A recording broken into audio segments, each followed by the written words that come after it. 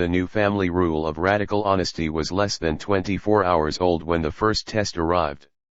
Minnie sat in the sunroom, a cold cup of tea forgotten beside her, watching Virginia pace the length of the Persian rug. "I told James," Virginia said, her voice tight. "I told him we were turning down the wedding fund. He didn't react the way I expected, Mom. He didn't look relieved. He looked terrified." Minnie smoothed her skirt, fighting the urge to offer a solution. "James has always seen the Towers legacy as a safety net, Ginny. To him, you haven't just gained independence, you've removed the floor from beneath his feet. If he's with me for the net, then we shouldn't be getting married," Virginia snapped, though the tremor in her hand betrayed her doubt. Across town, Dorothy was at a small, grease-stained diner, sitting across from Barbara. They were waiting for Tyler. Barbara kept checking her phone, her knee bouncing nervously under the table. "He's 5 minutes late," Barbara whispered. "He's never late. He probably realized who I am. He probably saw the name on one of Dad's buildings on the way over." "Relax," Dorothy said, reaching over to steady her sister's hand. "If he's a mechanic, maybe he's just finishing a job.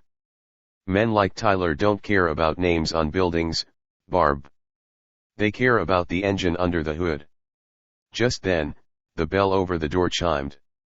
A young man in dark work blues walked in, wiping oil from his knuckles with a rag. He scanned the room until his eyes landed on Barbara, and a genuine, easy smile broke across his face. "Sorry I'm late, B," Tyler said, sliding into the booth. He looked at Dorothy with curiosity, not intimidation.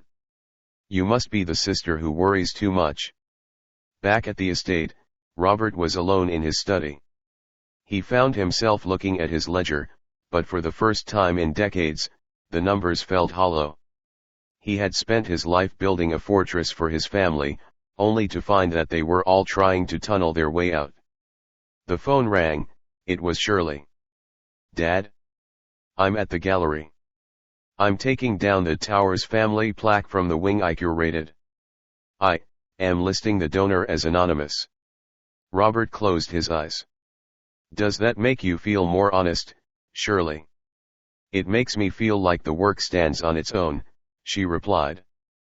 "Good," Robert said, though his voice was thick.